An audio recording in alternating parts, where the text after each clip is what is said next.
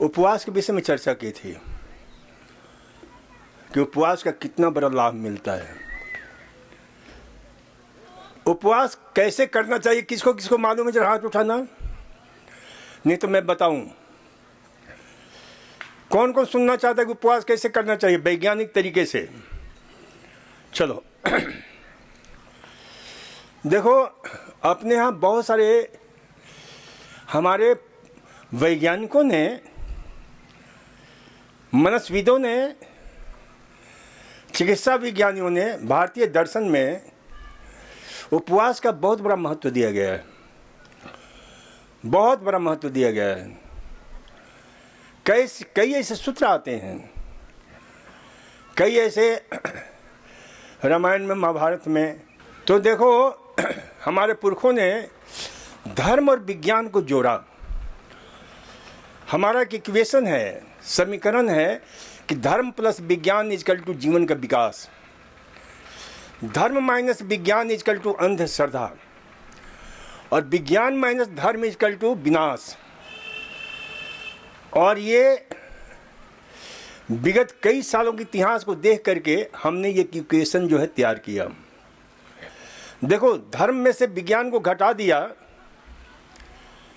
तो 1944 के आसपास विश्व का सबसे सर्वनाश घटना घटी आपके जापान के हिरोशिमा और नागासाकी में, जब विज्ञान में से धर्म घटा करके वहाँ एटम बम गिराया गया।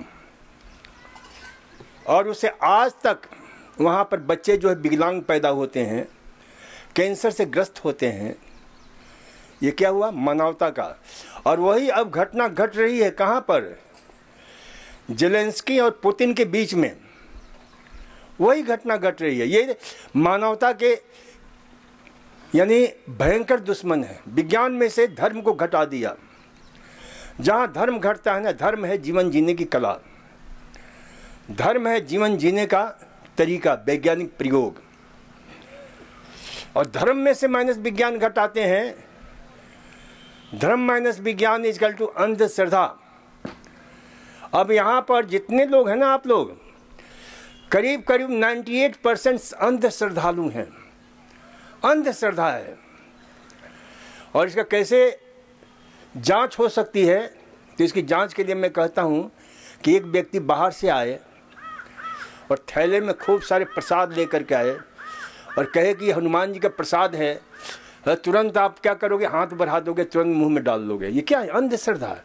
अरे वो व्यक्ति कौन है जिसको हम जानते नहीं हैं, वो प्रसाद में क्या है पता नहीं है, फिर भी हाथ बढ़े। रोज हम पढ़ते हैं अखबारों में, सुनते हैं टीवी में जहर खुरानियों की घटना कि जहर वो खिलाया प्रसाद, बेहोश हो गए और लोग जो है चंपत हो गए सामान लेकर के उनके। ये क्या है? अंधश्रद्धा। तो इस अंधश्रद्धा में यहाँ पर जो है ना बहुत सारे, क्योंकि दिमाग में कचरा भरा हुआ है कि हम प्रसाद नहीं खाएंगे तो पता नहीं कौन सी दुर्घटना होने वाली है, जबकि पता भी नहीं कि प्रसाद क्या होता है।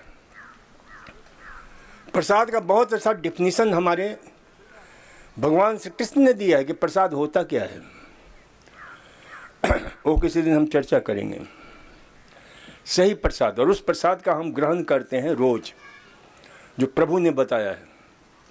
उसमें कोई बूंदिया, लड्डू, चूरमा नहीं होता है। उसमें समझ होती है, जो कृष्ण ने हमें रास्ता दिया है, भगवान कृष्ण ने रास्ता दिया है। तो उस प्रसाद के अनुसार तो ध्यान रखा करो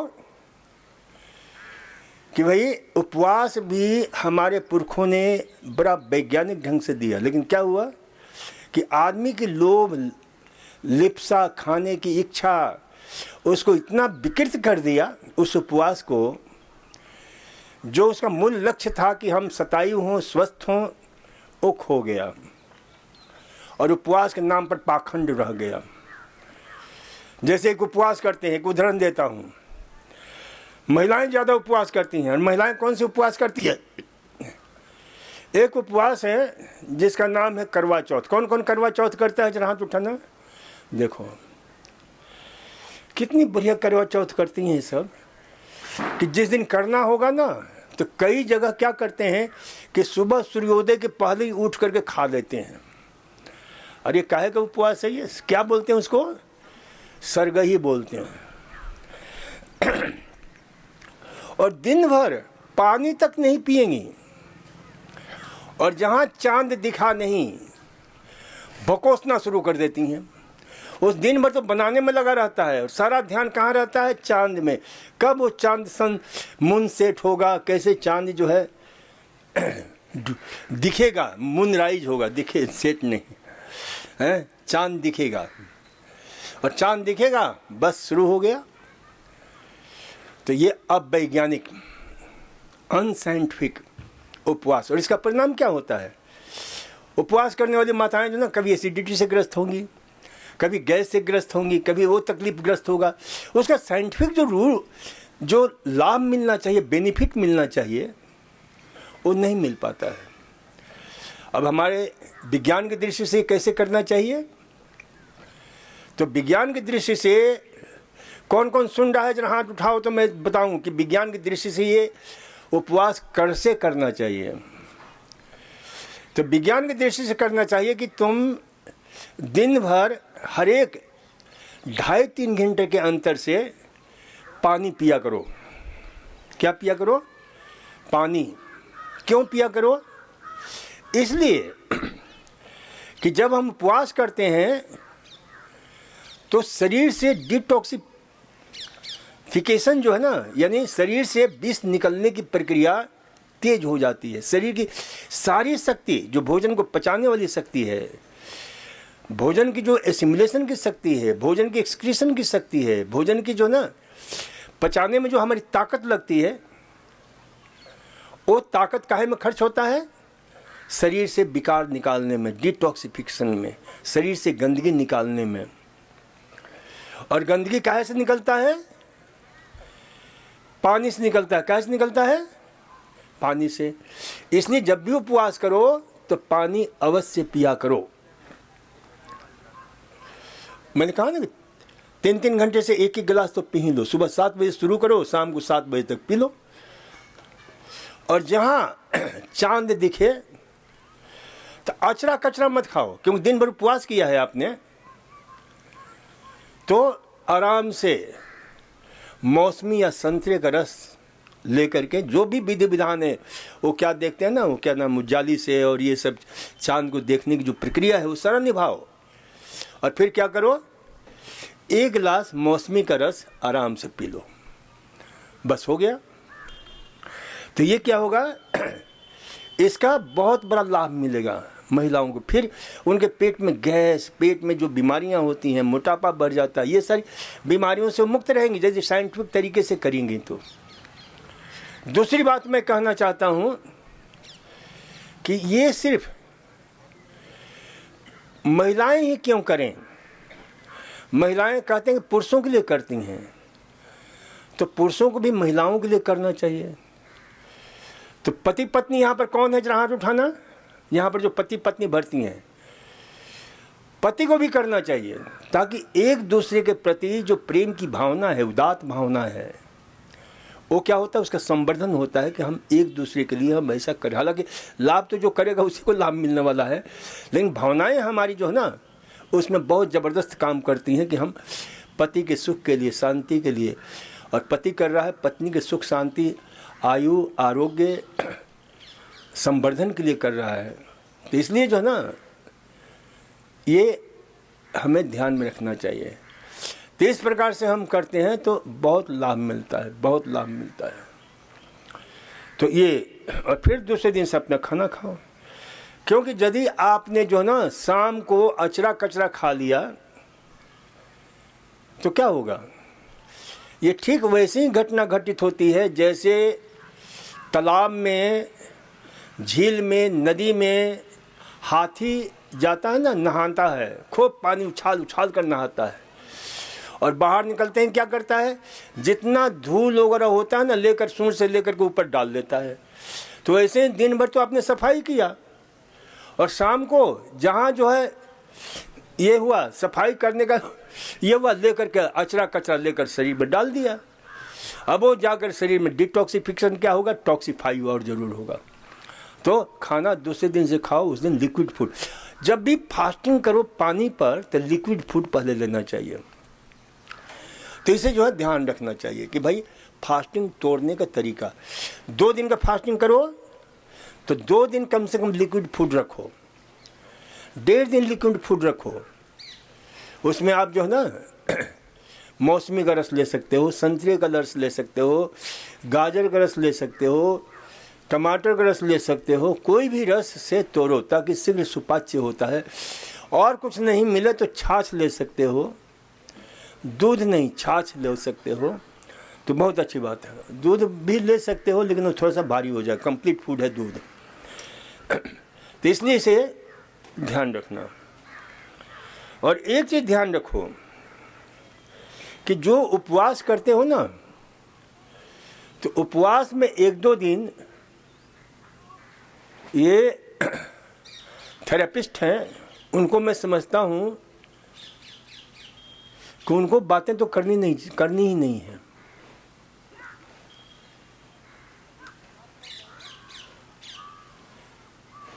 क्योंकि मैं मानता हूँ कि प्रशिक्षित है, लेकिन इसमें भी अनप्रशिक्षित थेरेपिस्ट आकर के बातें शुरू कर देते हैं।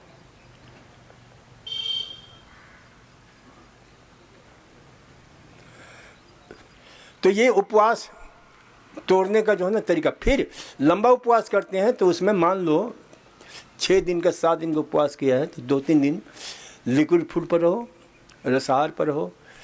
और 8-9 दिन का उपवास किया है तो रस भी उसमें थोड़ा पानी मिला कर देना चाहिए, क्योंकि आपका पेट डॉर्मेंट स्टेज में चला जाता है। और उस स्थिति में यदि आप कोई ठोस आहार लेते हो तो पेट पर बोझ बन करके बहुत सारी समस्याएं खड़ी हो सकती है, यहाँ तक कि मौत हो सकती है। मैं इसका साक्षी रहा हूँ। मुझे एक घटना याद आती है 1975 की। मैं उन दिनों बोध गया में था। फ्रांस की एक संस्था थी ब्रदर टू ऑल मेंस, उसके साथ हम गांव में काम करते थे, उनकी चिकित्सा की व्यवस्था करते थे। एक डॉक्टर थे हमारे, दोनों पति पत्नी मेडिसिन के डॉक्टर थे। पूरा एक हमारा टीम था, उसमें हम जाते थे। तो उसी में एक जो है ना आदमी मेरे वहाँ बीमार पड़ा। उसको 1 महीने तक वो बीमारी चलती रही, कोलाई की, संक्रमण की। 1 महीने बाद ठीक हुआ वो, खाना पीना सही होने लगा, सारा कुछ चलने लगा ठीक से। इसके बीच उसकी पत्नी आ गई। पत्नी ने जो है कहा कि भाई इसकी क्या खाने को दे रहे हो आप लोग, ये पपीता और ये सारा चीज़ें और ये खाना जो है उबली सब्जी और ये सब। वो ठीक हो रहा था, बहुत अच्छी तरह स्वस्थ हो रहा था। उसने कहा कि नहीं, मैं तो इसको ले जाऊंगी घर पर, बढ़िया बढ़िया खिलाकर इसको जो है मजबूत करूंगी। कितना भी समझाया गया वो नहीं मानी, लेकर चली गई। 7 दिन के बाद सूचना आई कि वो बेचारा ड्राइवर चला ही गया, पृथ्वी ग्रह को ही छोड़कर चला गया। क्यों? तो पता चला कि भाई उसने जो है जा करके उस महिला ने गड़बड़ किया। बढ़िया बढ़िया खाना खाने, बढ़िया खाने के नाम पर कभी हलवा खिला रही है, कभी कुछ खिला रही है, कभी कुछ खिला रही है कि जल्दी से उसका वजन बढ़ जाए। लोगों को रहता है कि हलवा खाएंगे तो जल्दी से वजन बढ़ जाएगा, हैं? और वो इतने दिन से खाना नहीं मिला था तो भूखा तो था ही, भूखा तो क्या था ही। और जो मिलता बड़े प्रेम से जो है पत्नी के प्रति बड़ा कृतज्ञ होता था। मर गया तो अब कृतज्ञता भी खत्म हो गई उसकी।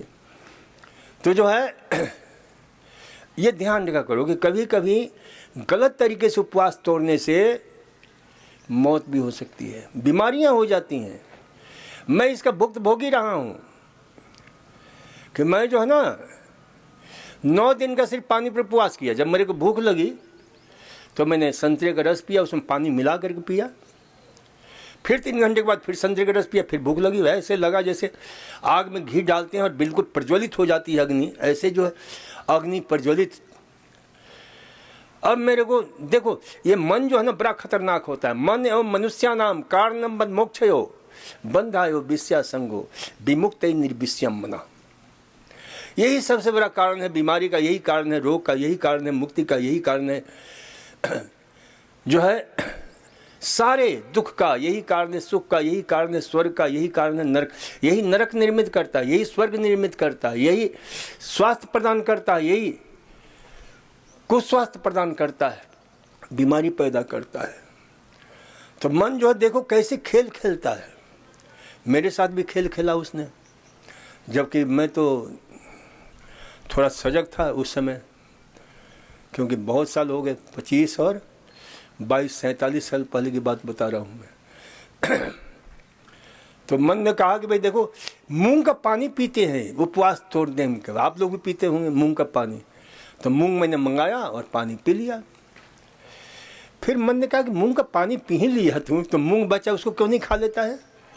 बस जो बचा था वो भी खा लिया। पेट हो गया भयंकर स्थिति, क्योंकि 9 दिन से बिल्कुल डॉर्मेंट स्टेज में हमारा पेट था, डाइजेशन बिल्कुल ठप पड़ा हुआ था। उस पर हमने लेकर के इतना बोझ डाल दिया, बस भयंकर स्थिति हो गई। उसके बाद एक के बाद एक कई भयंकर गलतियां मैं करता चला गया कि मैं वहाँ पर बोध गया में अप डाउन बहुत सारी पहाड़ियाँ, अब तो बहुत अच्छा हो गया होगा। तो मैं घूम दिया। अब उससे हमारी पेट जो थी ना, इतने दिन से डॉर्मेंट स्टेज में थी आटे, वह नीचे खिसक गई और इंग्यूनल हर्निया हो गया। अब मेरे जो है ना गुरु थे जयपुर में, उनको मैंने बड़ी मुश्किल से फ़ोन, क्योंकि उस समय कोई ये मोबाइल वगैरह तो था नहीं, फ़ोन किया। उन्होंने कहा कि तुम कुछ भी करने के पहले आ जाओ। तो मैं आ गया, जयपुर आ गया। अब जयपुर में आया, देखा उन्होंने कहा कि भाई अब ये तो तेरी गड़बड़ है मामला, ऑपरेशन करना पड़ेगा। मैंने कहा कि मैं तो ऑपरेशन कराऊंगा नहीं। खैर जो होता है सो अच्छा होता है। मैंने जो है 6-7 आसन विकसित किए विश्व के बहुत सारे पुस्तकों को पढ़ करके हर्निया के लिए, जिसकी हमने जिक्र किया है। मैं अपनी पुस्तक है पेट के रोगों की प्राकृतिक चिकित्सा, उसमें 7-8 आसन हमने दिए हैं और हर्निया को मैंने ठीक किया और हर्निया आज तक ठीक है, क्योंकि उस आसन को आज तक मैं निभाता हूँ। यहाँ भी कुछ आसन उसमें होते ही हैं। तो ये ध्यान रखा करो कि उपवास करना सरल है, तोड़ना कठिन होता है। जब मन मान जाता है कि इतने दिन मेरे को करना है तो कर ही लेता है, लेकिन जब तोड़ने का तो मन के बांध टूटते हैं और वो बहा ले जाता है। तो इसलिए करता समय उतना ये नहीं है जितना कि तोड़ते समय बहुत ज़रूरी है।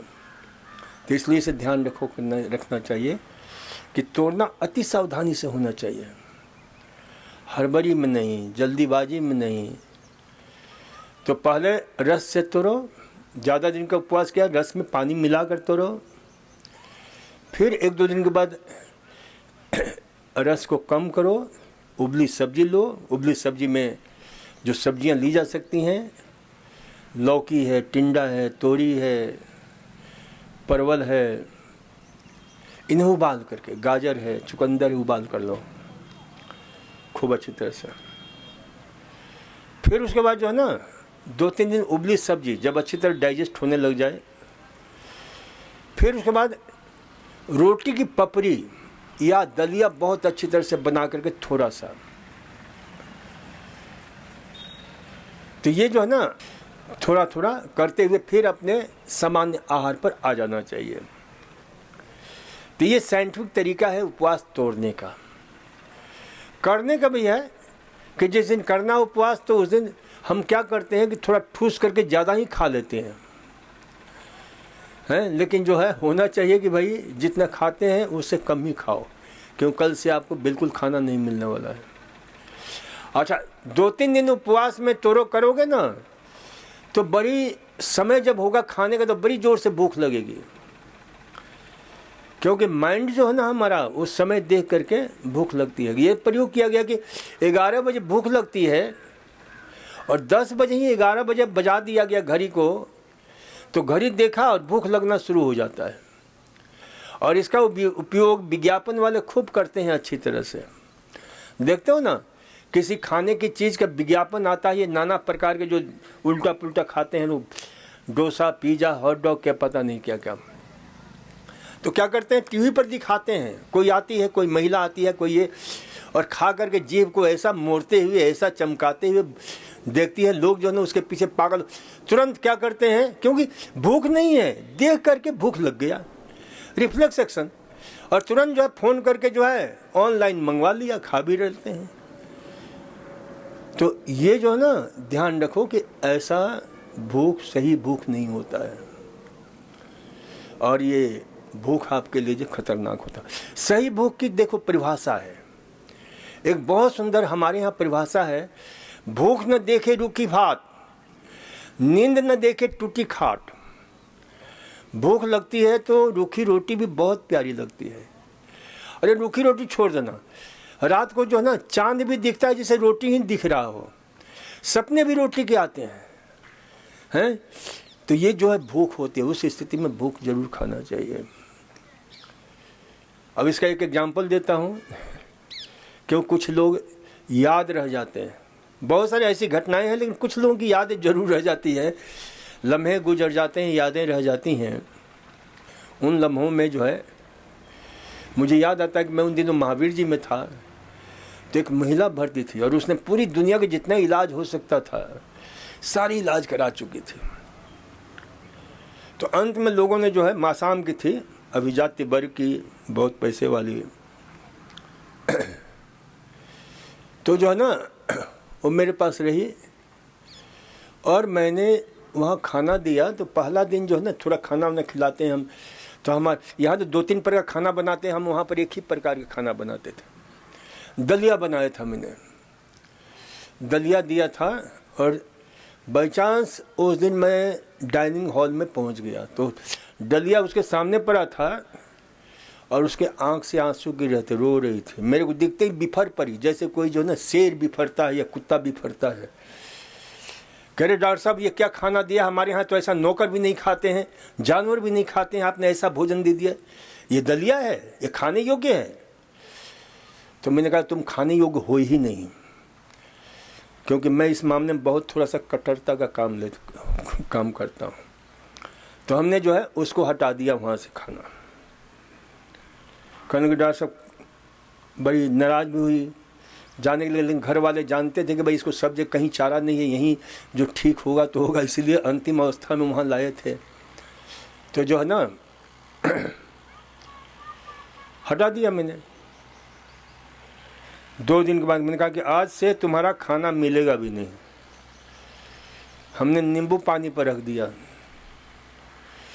2 दिन के बाद बाई चांस मैं फिर गया उसी हॉल में, तो देखा कि वो बैठी हुई थी, सामने गिलास रखा हुआ था नींबू पानी शहद का, शाम के समय था, और बेचारी उसमें भी रो रही थी। वो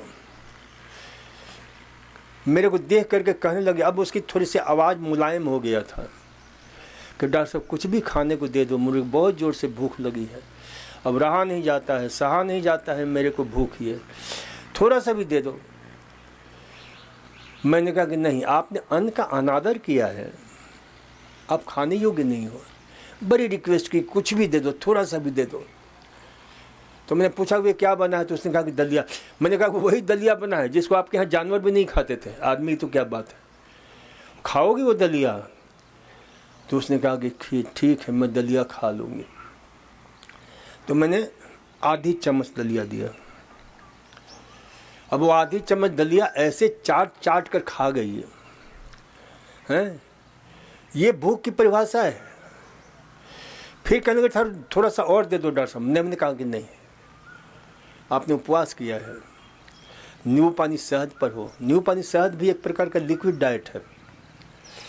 तो ये ध्यान रखो कि ये भूख, तो उपवास में भूख लौटता है। जो भूख हमारी खो जाती है, जो भोजन हम कहते हैं कि भाई ये खाने योग्य नहीं है, वो भी अमृत तुल्य हो जाता है। स्वाद आपके भूख में है, ध्यान रखो। तो इसलिए मैंने सूत्र बनाया हुआ है, मैं जब भी खाता हूँ तो मैं ऐसी सब्जी एक बनवाता हूँ, पहले मैं वही खाता हूँ, उसमें नमक होता है नहीं, हल्दी होती नहीं है, बिल्कुल उबली हुई है। तो ये जो है ना, ऐसे जब चीज़ें लेते हो ना, तो आपको स्वाद का पता चलता है। और खूब मिर्ची मसाला डालकर देख खाते हो, अब उसमें काहे का स्वाद आ रहा है, मिर्ची मसालों का आ रहा है। असली सब्जी का तो स्वाद का पता ही नहीं चलता है कि वो कैसा होता है, लौकी का स्वाद कैसा होता है, गाजर का स्वाद क्या होता है, क्योंकि मिर्ची मसाले के स्वाद ले लेकर कहते हो बड़ा स्वाद आ रहा है। तो ध्यान रखो कि भूख है न देखी रूखी भात, नींद न देखी टूटी खाट। अच्छा, उपवास जब करते हैं ना, सुनो मेरी बात,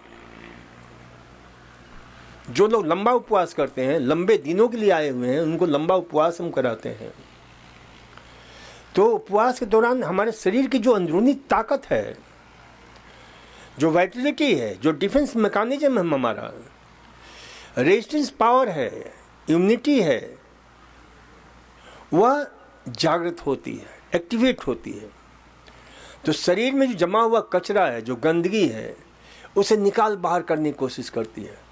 तो उसमें बहुत सारे क्राइसिस होते हैं, उसको बोलते हैं हीलिंग क्राइसिस। इसलिए उपवास मैं हमेशा कहता हूं कि किसी गाइडेंस में करना, लंबा उपवास करना होता है। 1 2 दिन 3 दिन के लिए तो कोई 72 घंटे के उपवास में कोई दिक्कत नहीं होती, उसके बाद के उपवास में जो है ना दिक्कत होती है।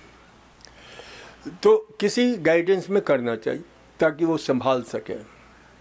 जो उपवास विशेषज्ञ हैं, क्योंकि आजकल के हमारे प्राकृतिक चिकित्सक भी, उनको मालूम नहीं है, वो दवाइयाँ और ये सब उल्टा कचरा दे देते हैं। नहीं, जो हमारे प्राचीन प्राकृतिक चिकित्सक होते थे वो बहुत सावधानी के साथ 1-1 महीने का उपवास कराते थे और मिट्टी पानी से ही इलाज करते थे। उस समय दवा देना, और ये भी देखा है कि उपवास के दौरान हम, अब एक बहुत बड़े शायर मेरे पास भर्ती थे, मजबूर साहब, मैं हमेशा आप लोगों से कहता हूँ, उनकी शायरी का ही एक टुकड़ा है, क्या कहेंगे लोग सबसे बड़ा रोग, ये उनकी शायरी का, मजबूर साहब, बहुत प्यारे आदमी, बड़े अच्छे मित्र। उनको हमने उपवास कराया 21 दिन का। अब 21 दिन हमने कराया और उनको जो है ना, रोज हम एनिमा देते थे, एनिमा से उनका कचरा निकलता रहता था, 21 दिन तक निकलता रहा। कहा कि डॉक्टर साहब ये कहाँ से आता है इतना कचरा? मैंने कहा कि स्टोर कर रखा है ना आंतों में, क्योंकि 30 से 35 फीट लंबी जो आंतें होती हैं उसमें जो कचरा जाम हो जाता है, सूख जाता है। एक बहुत है जो है ना, न्यूयॉर्क के माउंट सिनाई हॉस्पिटल के वैज्ञानिकों ने एक रिसर्च किया करीब 10-1100 मुर्दों के ऊपर, और उन मुर्दों को पोस्टमार्टम करके देखा गया। कोई हृदय रोग से मरा था, कोई ब्लड प्रेशर से मरा था, कोई कैंसर से मरा था, कोई किसी बीमारी से मरा था, भांति भांति बीमारियों से।